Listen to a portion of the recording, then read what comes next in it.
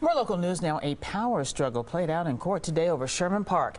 Temporary fencing was up at the park for 3 weeks. The county executive ordered it torn down. The sheriff wanted it back up. Our Julia Fellow is live from the Milwaukee County Courthouse, where obviously Julia is getting soaked.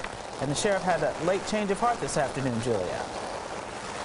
Right. In a surprise move, Carol, it even surprised the judge. Sheriff David Clark's attorney said the issue over temporary fencing is moot, which means he no longer wants to put up any fencing at all, wants nothing to do with it, which caused the judge to go off.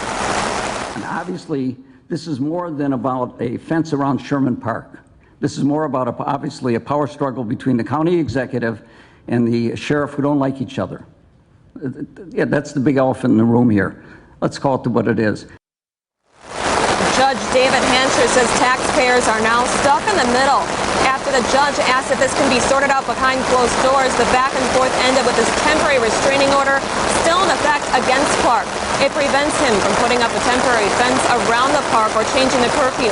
The sheriff has told today's TMJ4 in the past he believes the park was used as a staging area before the violence unfolded on August 13th. County Executive Chris Abley has called the fencing a barrier to healing and believes the park has nothing to do with the unrest last month. We asked the attorney why Sheriff Clark was not in court today. The sheriff was not personally involved in the removal of the fence or installation of it. It was done at his request. There's no dispute as to the facts. There's no reason for him to be here. And to answer your question directly, upon my advice. Happy that the restraining order is still in place. I think that sends the appropriate message that that the sheriff has to respect the rights of our citizens, their access to public parks. Abley's attorney also said, as you just saw right there, that he's prepared to take this lawsuit even further if they need to. Reporting live outside the Milwaukee County Courthouse, Julia Fellow, today's TMJ4.